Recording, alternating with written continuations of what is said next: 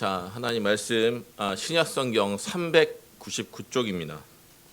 요한계시록 2장 1절부터 7절까지의 말씀입니다. 자, 하나님의 말씀을 들으십시오. 에베소 교회의 사자에게 편지하라. 오른손에 있는 7별을 붙잡고 7 금 촛대 사이를 거니시는 이가 이르시되 내가 내 행위와 수고와 내 인내를 알고 또 악한 자들을 용납하지 아니한 것과 자칭 사도라 하되 아닌 자들을 시험하여 그의 거짓된 것을 내가 드러낸 것과 또 내가 참고 내 이름을 위하여 견디고 게으르지 아니한 것을 아노라. 그러나 너를 책망할 것이 나니 너의 처음 사랑을 버렸느니라. 그러므로 어디서 떨어졌는지를 생각하고 회개하여 처음 행위를 가지라. 만일 그리하지 아니하고 회개하지 아니하면 내가 내게 가서 내 촛대를 그 자리에서 옮기리라. 오직 내게 이것이 있으니 내가 니골라 당의 행위를 미워하는도다. 나도 이것을 미워하노라. 귀 있는 자는 성령이 교회들에게 하시는 말씀을 들을지어다. 이기는 그에게는 내가 하나님의 낙원에 있는 생명나무의 열매를 주어 먹게 하리라. 4절 5절 한번 더 읽겠습니다. 그러나 너를 책망할 것이 있나니 너의 처음 사랑을 버렸느니라. 그러므로 어디서 떨어졌는지를 생각하고 회개하여 처음 행위를 가지라. 만일 그리하지 아니하고 회개하지 아니하면 내가 내게 가서 내 촛대를 그 자리에서 옮기리라. 아멘. 지난 시간에 예고한 대로 오늘부터 7주 동안 요한계시록의 수신자인 7교회 이야기를 시작하겠습니다. 많은 성도님이 요한계시록을 이제 대체적으로 어렵다, 무섭다, 신비하다, 알 수 없다, 미스테리하다, 이러한 인상들을 갖고 계신 것 같습니다. 그러나 계시록에 등장하는 이 7교회 이야기는 굉장히 친숙하시죠.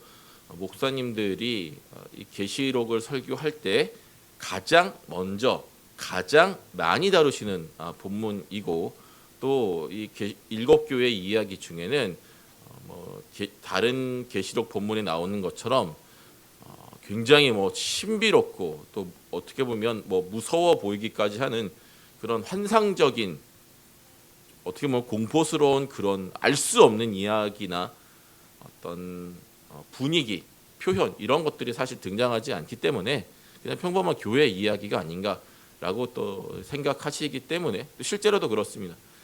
그래서 좀 어렵지 않고 익숙하다, 이제 이런 인상들을 갖고 계신 것 같습니다. 익숙한 본문이죠. 그래서 익숙한 이야기를 반복할 때의 단점은 지루합니다. 청중들이 지루하게 느낄 수가 있는데, 그런데 익숙한 이야기가 계속 반복되는 이유가 있습니다. 어떤 성도님, 어떤 분이 인터넷에 이런 글을 올리시는 걸 본 적이 있습니다.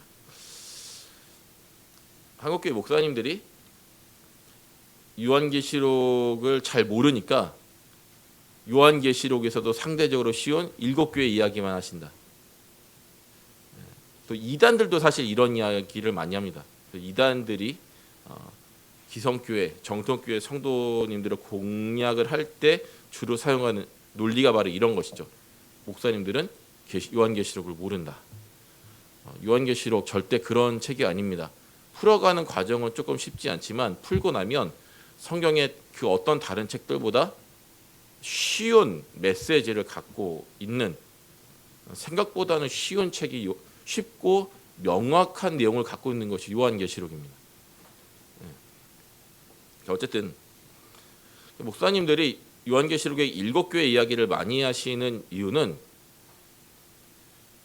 7교회 이야기가 가장 중요하기 때문입니다. 제가 서두에 이 7교회가 요한계시록의 수신자다라고 말씀드렸죠. 그러니까 요한계시록이 오고 가는 세대의 모든 교회 성도들을 위해 쓰여진 책이지만 1차적으로는 7교회를 위해서 쓰여진 책입니다. 그러니까 7교회 이야기가 요한계시록의 최중심이 되는 것이 당연하지요. 당연한 이야기입니다. 그래서 7교회 이야기는 성도님들이 익숙하다고 여기는 것보다 훨씬 더 중요한 이야기입니다. 자, 왜 그렇습니까? 자, 요한계시록은 종말을 다루는 책입니다. 제가 종말을 무엇이라 설명드렸죠? 예수님의 초림부터 재림까지의 기간이 종말이다. 꼭 예수님 다시 오셔서 모든 것을 심판하시는 최후 심판의 날이 종말이 아니라 그 초림부터 재림까지의 기간이 종말이다라는 말씀을 여러 차례 드렸습니다. 요한계시록은 이 종말의 시대에 교회가 또 개인이 하나님의 뜻대로 살아가는 지혜를 다루고 있는 책입니다. 종말에 어떤 일이 일어날 것이며 성도는 이에 대해서 어떻게 대처해야 하는가, 그것에 대한 교훈을 아주 명확하게 담고 있는 책이 요한계시록입니다. 자, 이런 요한계시록이 7교회에 주어졌습니다.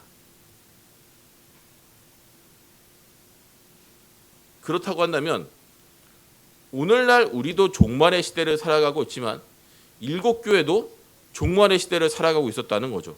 거꾸로 이야기하면 7교회에게 필요했던 종말의 이야기가 오늘날 우리에게도 동일하게 필요하다라고 하는 결론이 내릴 수가 있습니다. 그러니까 7교회에 필요한 이야기라면 7교회 시절로부터 2000년이나 지난 우리에게는 더더욱 필요한 이야기라고 하는 것이죠. 그래서 7주 동안 7교회 이야기를 살펴볼 터인데 한 주에 한 교회씩 살펴볼 겁니다. 그런데 7교회 제 말 잘 들리시나요? 그죠? 예.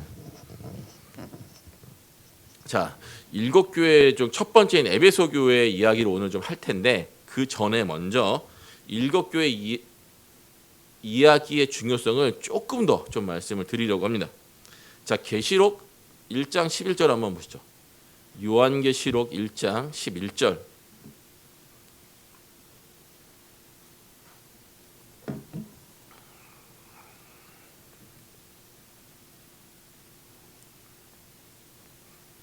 요한계시록 1장 11절. 자, 제가 읽겠습니다.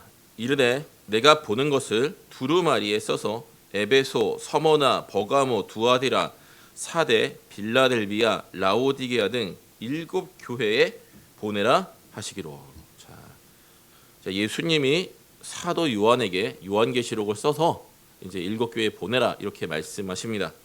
자, 이 7교회는 소아시아 지역, 그러니까 오늘날로 말하면 이 중동의 끝에 터키가 있죠. 터키의 서쪽이 유럽의 가장 동쪽 끝에 있는 그리스와 맞닿아 있습니다. 그래서 터키가 어떻게든 이 중동 지방 자기네는 이 유럽이다. 그래서 유럽 연합 EU에 이제 들어가려고 이제 애를 쓰고 있는데 어쨌든 그 그리스 쪽과 맞닿아 있는 터키 서부 지역을 소아시아라고 합니다. 이 7교회가 이 소아시아 터키 서부 지역에 위치해 있는 교회들입니다. 그래서 이 소아시아에 많은 교회들이 있었는데 예수님께서 굳이 이 7교회에만 이 편지, 이 요한계시록을 보내라고 하신 그런 이유가 있습니다. 먼저 좀 환경적인 요인을 살펴볼 수가 있는데요. 소아시아 지역 당시에도 이제 우편물을 이제 보내고 받는 그런 일들이 흔히 있었습니다.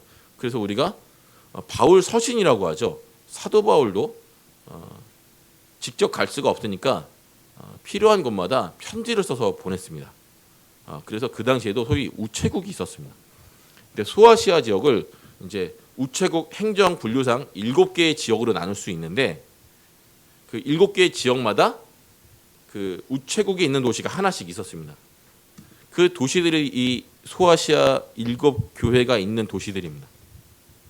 그리고 또 흥미롭게도 이 7교회가 에베소부터 시작해서 서머나, 버가모, 두아디라, 사데, 빌라델비아, 라오디게아 이렇게 쭉 이어지는 그 도시들이 하나의 순환도로로 이어지고 있었습니다.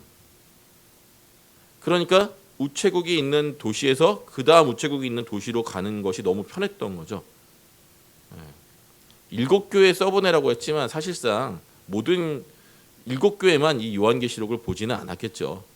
어쨌든 가장 먼저 요한계시록에 전달될 수 있는 그런 도시에 위치한 교회에게 보내고, 그리고 그것들이 또 각 지역으로 퍼져 나갔겠죠. 우리가 그런 상상을 해볼 수가 있습니다. 그러니까 한마디로 요한계시록을 가장 먼저 받아볼 수 있는 도시에 위치한 교회들에게 이 요한계시록이 보내졌던 겁니다. 환경적인 요인을 아마 그렇게 생각해 볼 수 있는데, 사실 이제 이거는 부차적인 것이고 더 중요한 이유가 있겠죠. 훨씬 중요한 이유는 이 7이라는 숫자에 상징적인 의미가 있기 때문입니다. 유대인들에게 있어서 7은 하나님의 수, 완전한 숫자입니다. 그래서 7교회의 메시지를 보내라는 뜻은 1차적으로 소아시아에 있는 모든 교회에 7교회를 통하여 메시지를 보내라는 뜻이 되고, 더 나아가서 오고 가는 세대의 모든 교회에게 이 요한계시록을 보내라, 그들에게 이것을 전해라 라는 의미로 우리가 해석할 수 있습니다. 그러니까 7교회는 어떤 교회입니까?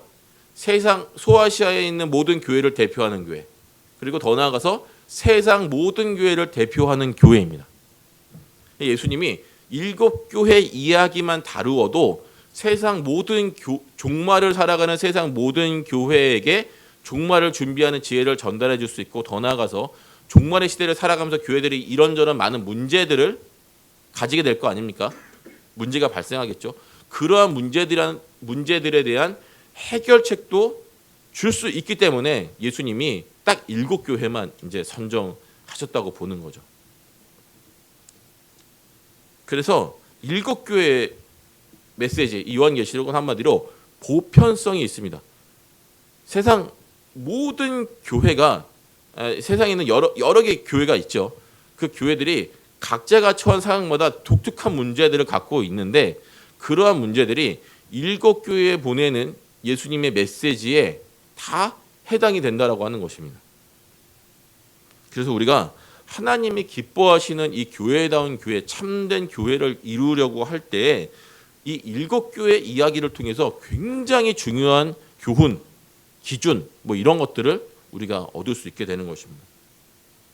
그래서 이제 좀 첫 번째 교회인 에베소 교회 이야기를 좀 시작해 보겠습니다. 먼저 이 교회가 위치한 에베소라는 도시의 특성을 우리가 좀 알아야 할 필요가 있습니다.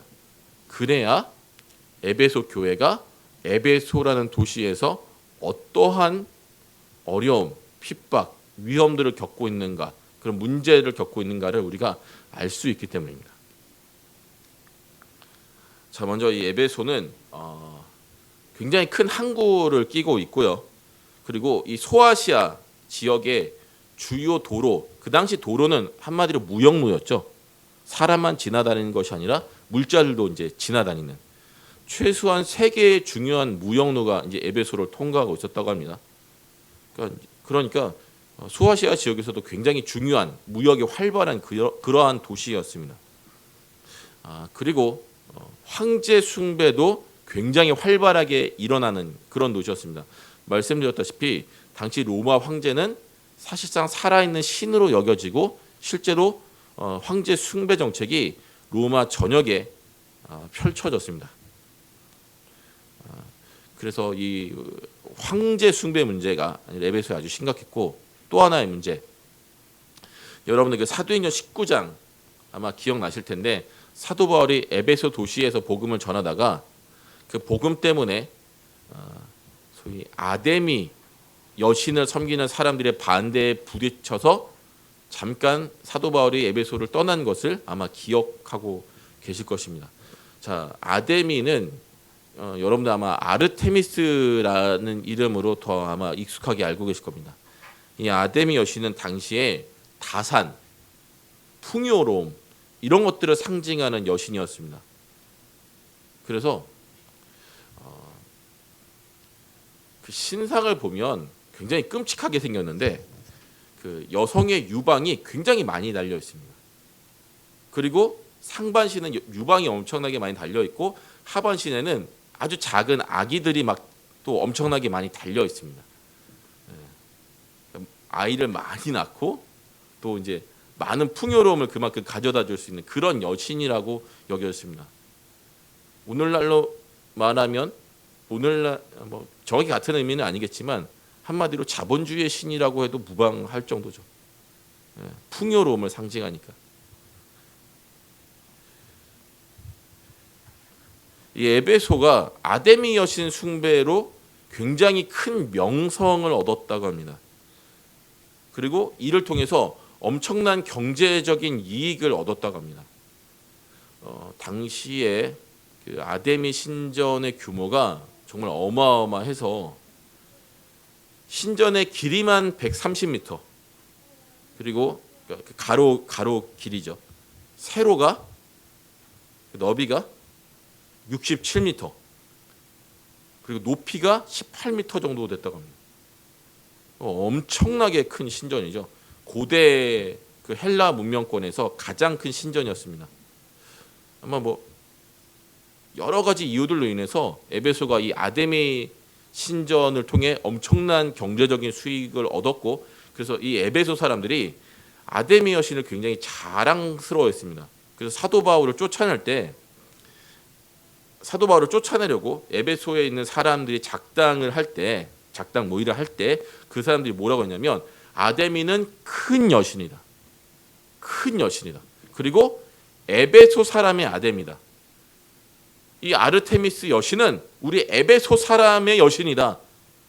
라고 말할 정도의 자부심을 갖고 있었습니다. 그러니까 아르테미스 그 아데미 여신을 숭배하지 않으면 이 정상적인 에베소 사람이 아닌 것이죠. 에베소에서 정상적인 생활을 할 수가 없었을 겁니다. 이제 그런 분위기에서 이 에베소 교회가 정말 힘들고 어렵게 신앙생활을 했던 겁니다.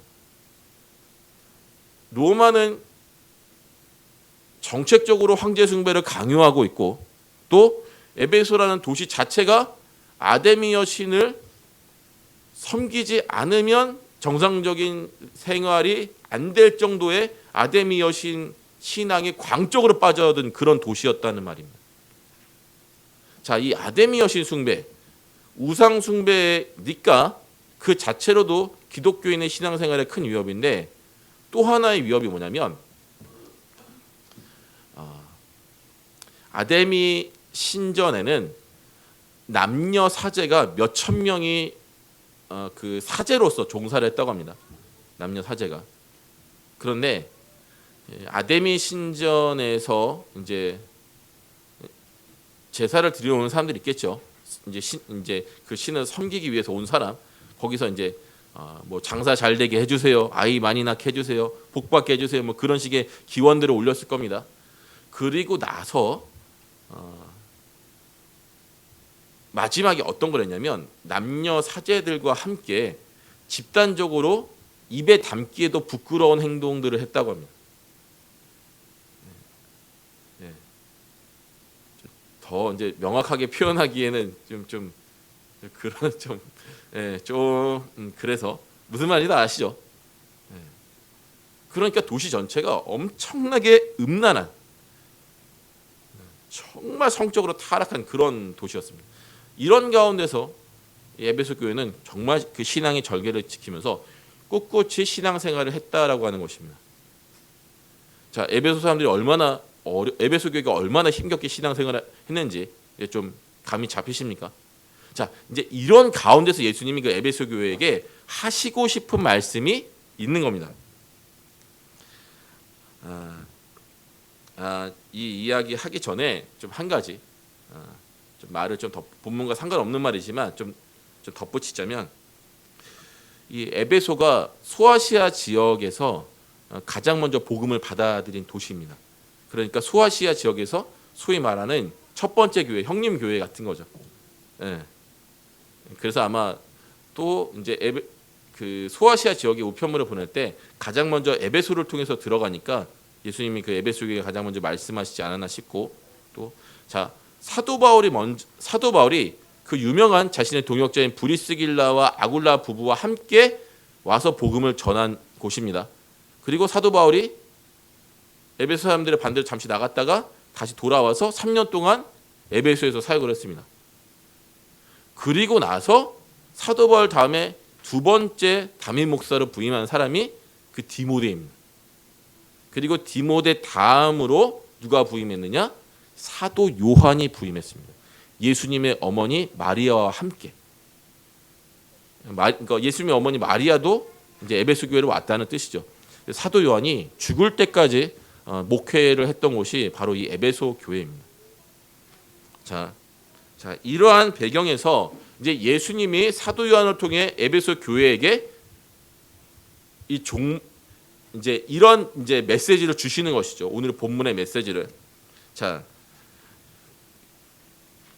계시록 1장 1장 보시기 전에 자, 본문을 한번 보실까요? 1장 20절 한번 보시죠. 1장 20절. 계시록 1장 20절. 계시록 1장 20절. 자, 찾으신 줄 알고 제가 읽겠습니다. 내가 본 것은 내 오른손에 7별의 비밀과 또 7금 촛대라. 7별은 7교회의 사자요 7 촛대는 7 교회니라. 자, 7별은 무엇입니까? 7교회의 사자다. 이 사자는 7 교회를 지키는 어떤 천사와 같은 상징적인 존재다라는 해석이 있는데, 전반적으로는 7 교회의 영적 지도자들을 의미합니다. 영적 지도자. 그리고 7 촛대는 이 7 교회를 말한다. 본문에 나와 있고요. 다시 오늘 본문으로 와서 2장 1절 보세요. 자, 예수님께서 에베소 교회에게 말씀하시기 전에 자신을 이렇게 소개하십니다. 오른손에 있는 7별을 붙잡고. 자, 예수님이 성경에서 오른손은 권능을 뜻하죠. 권능을 뜻합니다. 그 7별은 방금 말씀드린 대로 7 교회의 영적 지도자들, 목회자들입니다. 그럼 예수님이 지금 어떤 모습으로 나타나신 겁니까? 능력으로 7 교회의 영적인 지도자들을 붙들고 계신다는 거죠. 그리고 또 예수님이 자신을 이렇게 소개하십니다. 7 금 촛대 사이를 거니신다. 예수님이 7 교회 사이를 지금 왔다 갔다 하신다고 하는 것입니다. 이것은 무슨 뜻일까요? 예수님이 왜 7 교회 사이를 왔다 갔다 하십니까? 산책하시나요?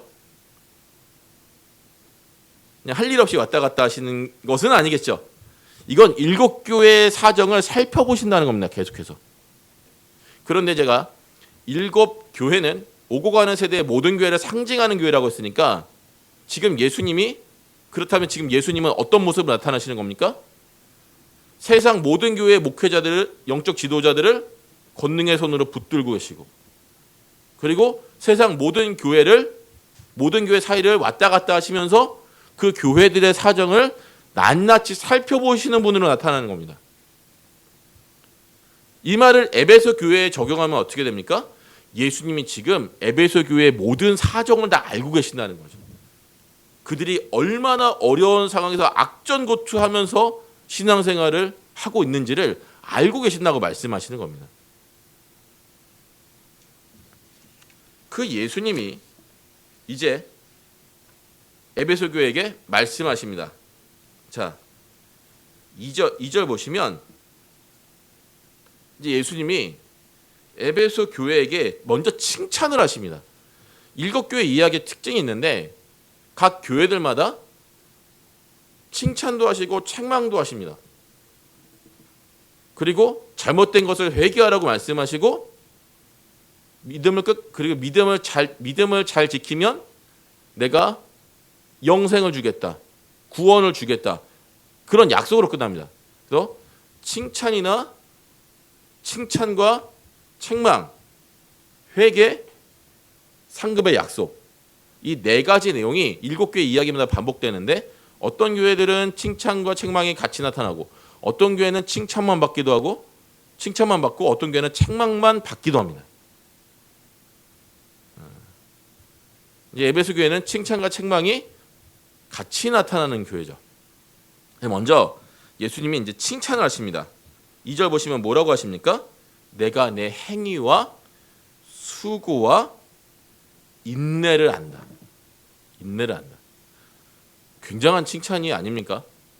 자, 여기서 이 행위, 수고, 인내, 이러한 헬라어 단어들의 용례를 봤을 때 결론적으로 말씀드리면, 이것은 단순한 행위, 수고, 인내가 아니라, 행위는 그 성도의 영적 생활 전반을 가리키는 단어로 사용되었습니다.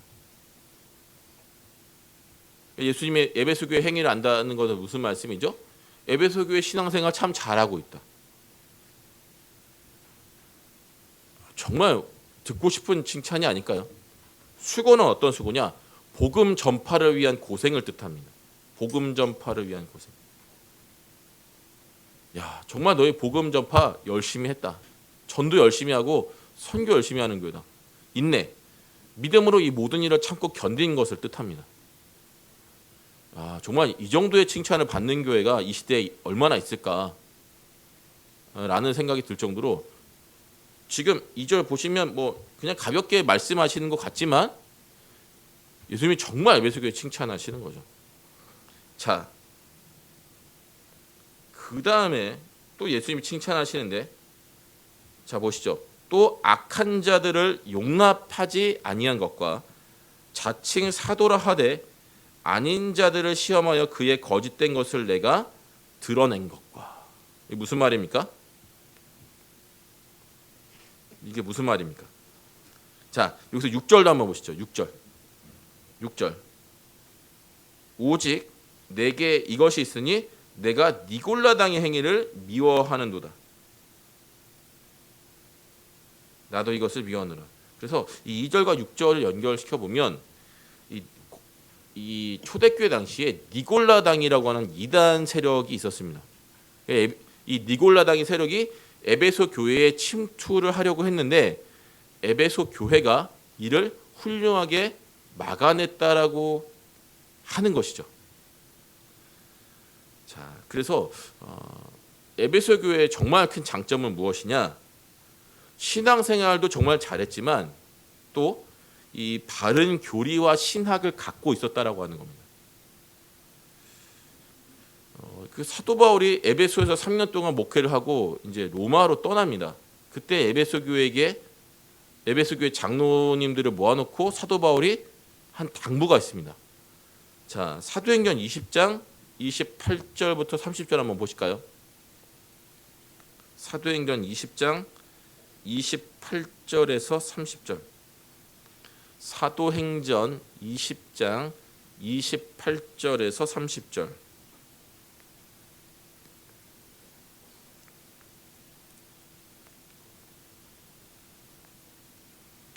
자, 찾으신 줄로 알고 제가 읽겠습니다. 여러분은 자기를 위하여 또는 온 양떼를 위하여 삼가라. 성령이 그들 가운데 여러분을 감독자로 삼고 하나님이 자기 피로 사신 교회를 보살피게 하셨느니라. 내가 떠난 후에 사나운 이리가 여러분에게 들어와서 그 양떼를 아끼지 아니하며 또한 여러분 중에서도 제자들을 끌어 자기를 따르게 하려고 어그러진 말을 하는 사람들이 일어날 줄을 내가 아노라. 사도 바울은 이미 알았던 거예요. 이단 사이비 세력이 에베소 교회에 침투할 것을. 그래서 장로님들에게 신신당부하면서 정말 이 교회를 이단 세력보다 잘 지켜야 합니다라고 당부하고 떠났는데 장로님들이 이 당부를 정말 잘 지켰어요. 교회 지도자들이. 그래서 악한 자들, 자칭 사도라 하는 가짜 사도들, 니골라당,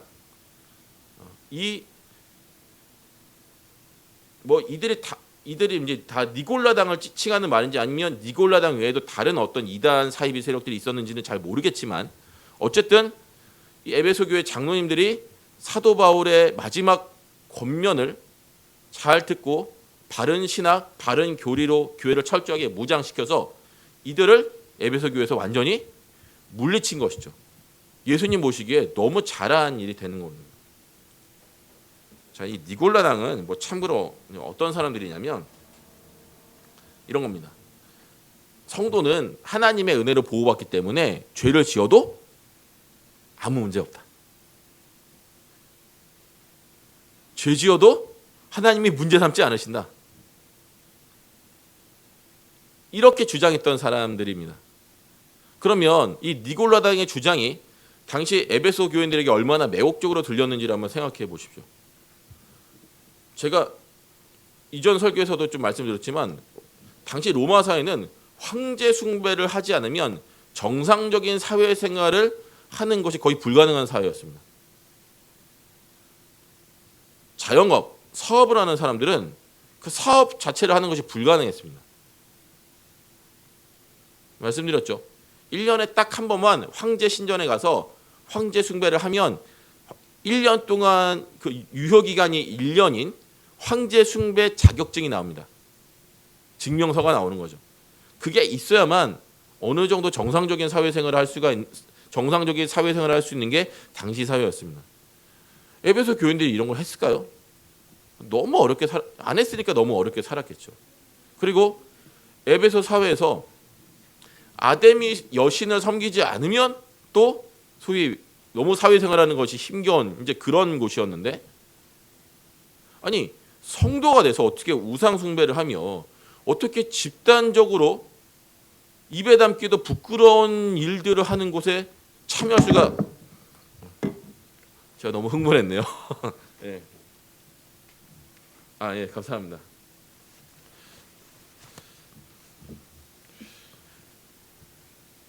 평생 이런 일이 없었는데.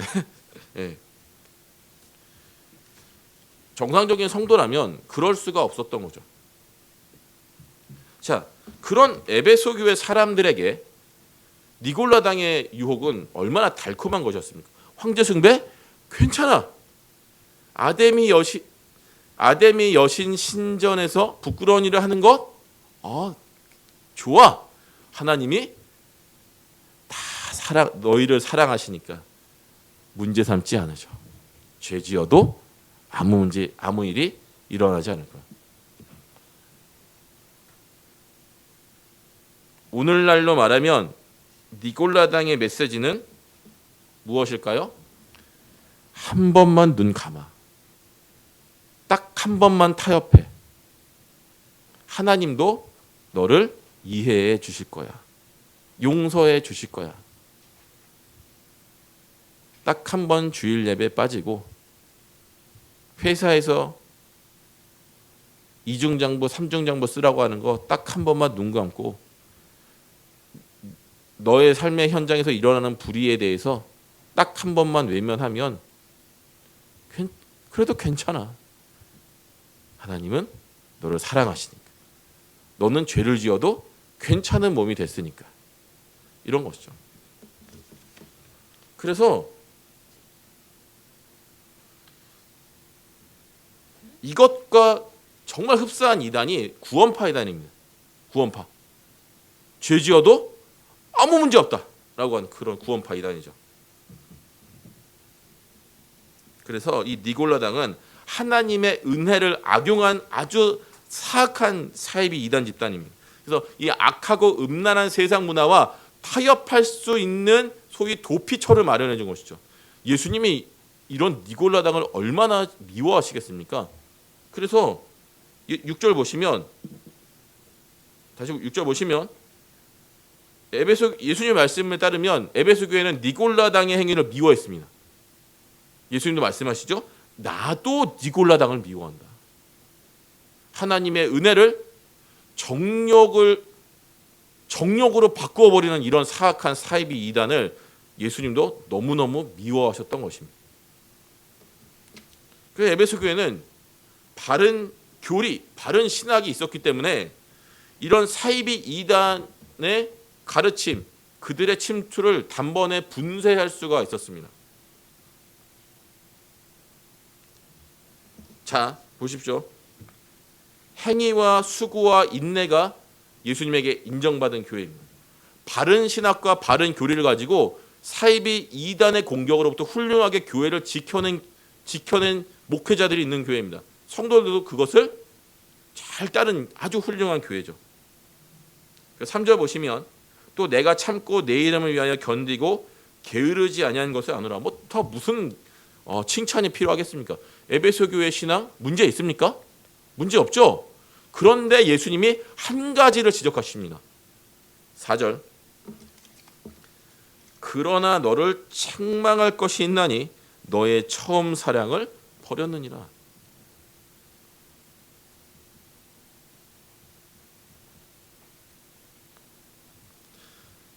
자, 고린도전서 13장 1절에서 3절 한번 찾아보시겠습니다. 고린도전서 13장 1절에서 3절까지. 고린도전서 13장 1절에서 3절.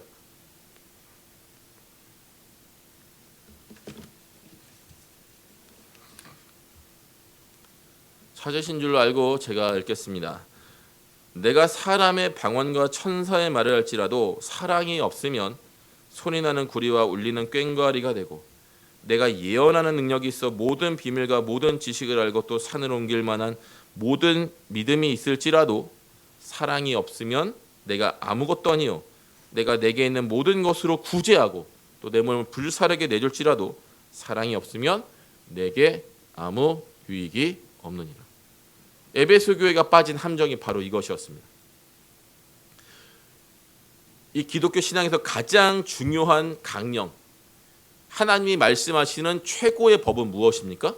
하나님 사랑, 이웃 사랑이죠.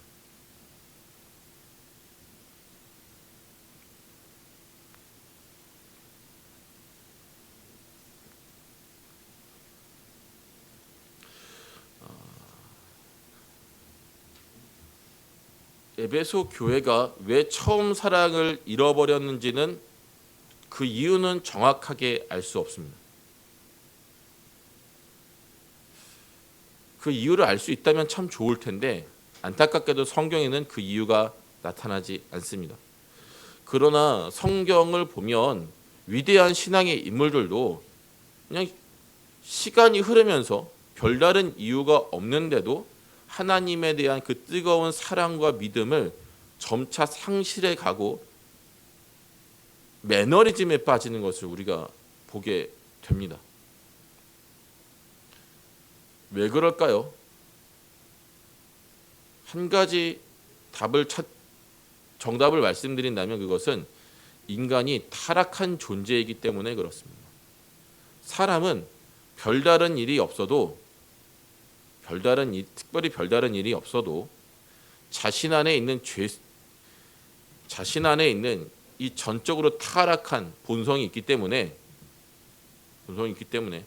끊임없이 하나님의 그 사랑과 은혜에 젖어들지 않으면 시간이 지나면 자연스럽게 하나님을 멀리하고 결국에 떠나게 됩니다. 그것이 인간인 것이죠. 아마 에베소 교회도 이러한 함정에 빠지지 않았나 하는 생각이 듭니다.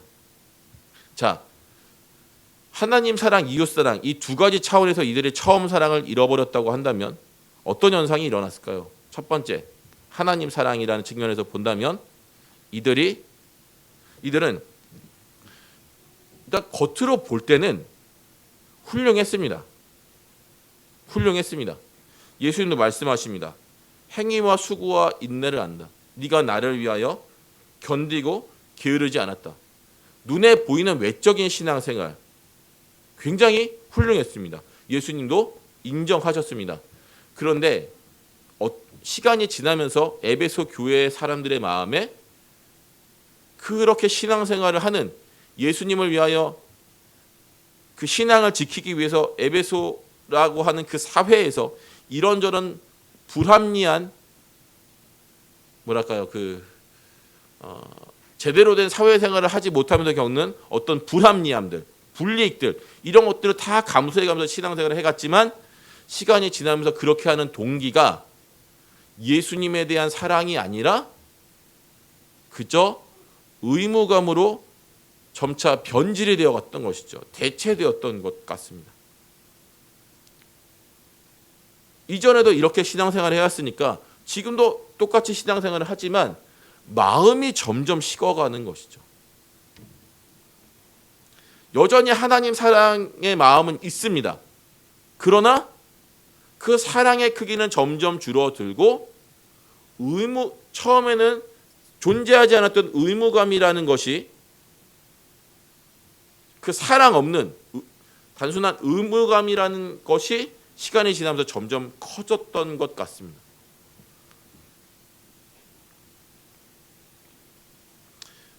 이것이 하나님 사랑이라는 측면에서 살펴본 것이고요. 이웃 사랑이라는 측면에서 살펴보면 어떻게 될까요? 이들이 바른 신학, 바른 교리를 갖고 있었다는 측면으로 볼 때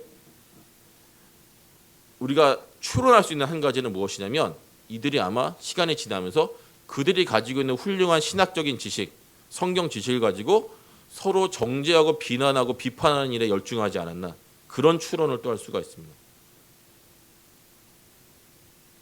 지식이 없는 교회는 이웃사랑이 식어지면 그냥 무작정 헐뜯고 싸우고 패를 나누기에 바쁩니다. 그러나 성경 지식이 있는 교회가 이웃사랑이 식어지면 어떻게 되느냐? 그 지식을 가지고 형제를 핥히고 헐뜯고 물어뜯는 거죠. 비난하기에 바쁜 겁니다.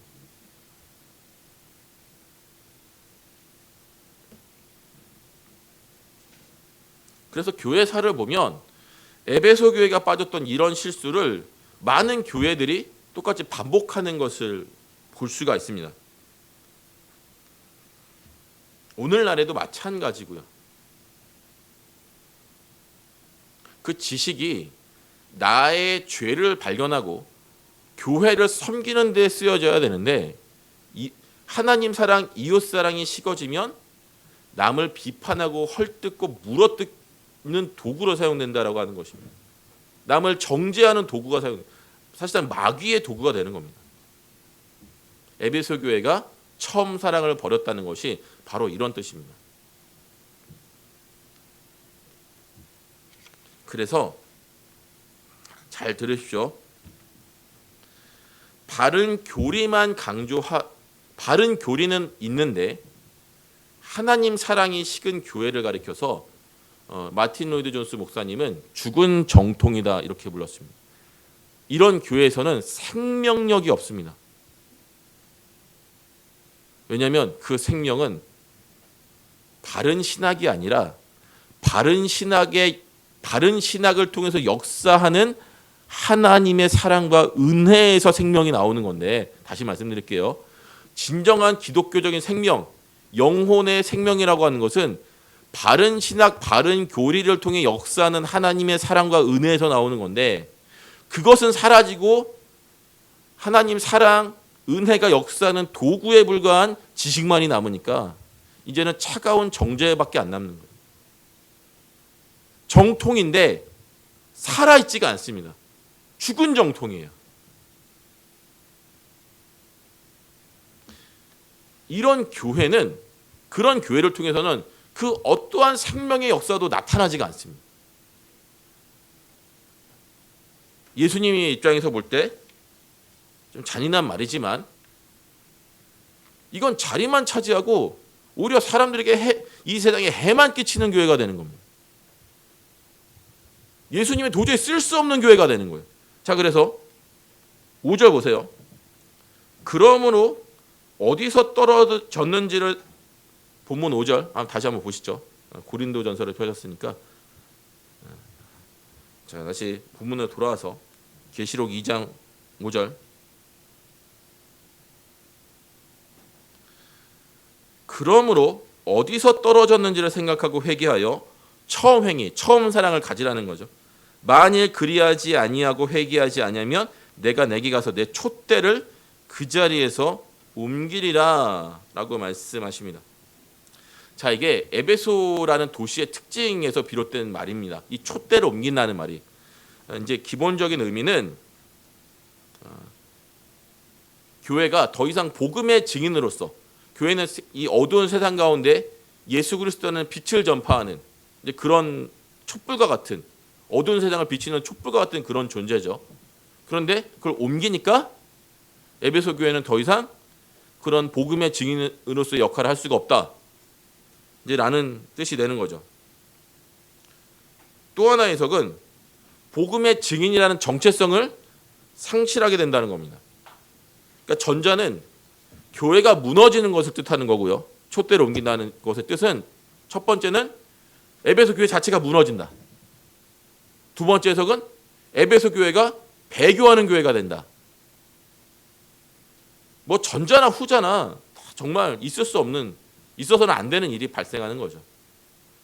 자, 이게 에베소 교회의 특징, 에베소라는 도시의 특징과 관련이 있다고 제가 말씀을 드렸는데, 자, 여러분들 해안가가 침식된다라는 말 들어보셨습니까? 침식. 파도가 해안가를 이제 몰아쳤다가 다시 빠져나가지 않습니까? 근데 이것이 이제 비정상적으로 이제 이 파도가 강해지면 해안가의 모래를 많이 쓸어내 갑니다. 그러면 점점 해안이 없어지는 거예요. 그래서 이 사도 요한 당시만 해도 에베소가 몇 년 사이에 항구를 3번이나 옮겼다고 합니다. 이 침식 작용이 너무 많아, 너무 활발하게 일어나서. 이런 배경에서 예수님이 말씀하시는 거예요. 옮기겠다. 촛대로 옮기겠다. 자, 촛대를 옮긴다는 말이 교회가 무너진다 또는 교회가 배교한다. 이 두 가지 뜻으로 해석이 된다고 말씀을 드렸습니다. 아까 말씀드렸죠. 생명을 잃어버린 교회, 더 이상 사람을 살릴 수 없는 교회는 하나님 보시기에 쓸모가 없고 도리어 해만 끼치는 교회가 된다. 그러니까 예수님이 촛대를 옮기신다라고 말씀하실 수밖에 없는 겁니다. 마태복음 5장 13절 그냥 제가 읽겠습니다. 너희는 세상의 소금이니 소금이 그 만일 맛을 잃으면 무엇으로 짜게 하리요? 후에는 아무 쓸데없어 다만 밖에 버려져 사람에게 밟힐 뿐이라. 교회가 그런 존재가 된다라고 하는 것입니다.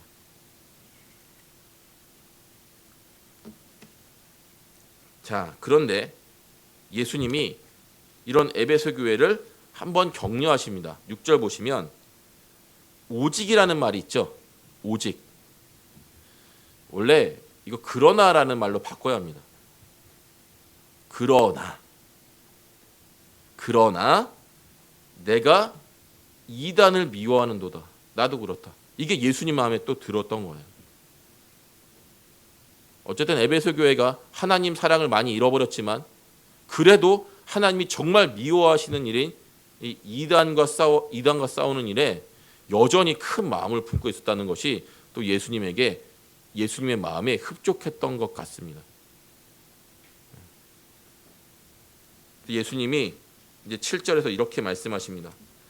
귀 있는 자는 성령이 교회들에게 하시는 말씀을 들을지어다. 에베소 교회를 빌어서 지금 모든 교회들에게 말씀하시는 거죠.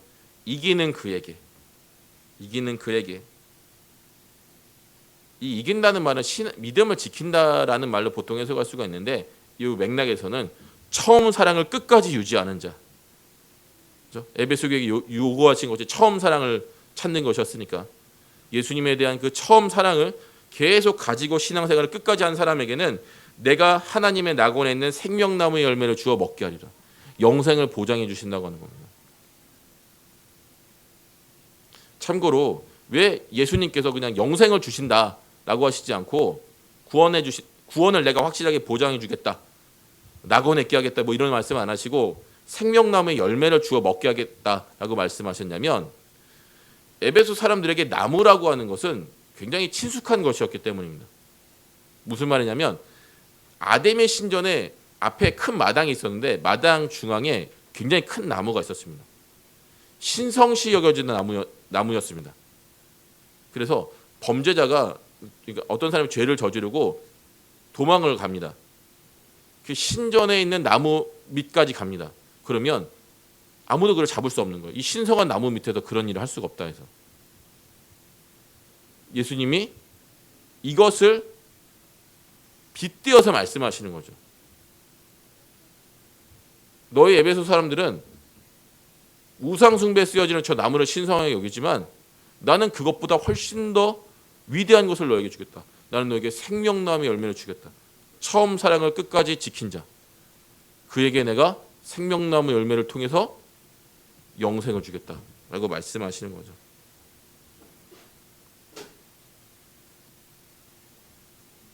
그래서 여러분들 이 에베소 교회에 하시는 예수님의 말씀을 통해서 교훈을 얻으십시오. 믿음의 선한 싸움을 잘 하고 계십니까? 행위와 수고와 인내를 갖고 계십니까? 예수님에게 사람들에게 칭찬받을 정도의 겉으로 보기에 훌륭한 신앙생활 하고 계십니까? 좋습니다. 그런데 그것만으로는 부족합니다. 정말 예수님 사랑하고 계십니까? 하나님 사랑하십니까? 하나님 사랑, 이웃 사랑의 정신이 그 마음 가운데 가득하십니까? 그렇지 않으면 여러분들은 아무리 신앙생활을 잘한다고 해도 여러분들을 통해서 그 어떠한 생명의 역사도 일어나지 않을 겁니다. 촛대가 옮겨지는 벌을 받을지도 모릅니다. 그러니 내가 하나님 사랑하는 마음이 점점 식는 것 같다라고 하면 심각하게 여기시고 회개하시고 그 하나님에 대한 그 뜨거운 사랑을 회복하게 해달라고 간절히 회개하며 기도하셔야 합니다. 그럴 때 여러분들의 삶에 우리 교회를 통해서 하나님의 생명과 능력이 비로소 역사하기 시작하고 하나님이 우리 교회를 들어 사용하시는 거죠. 우리의 마음을 항상 점검해 보아야 합니다. 기도하겠습니다.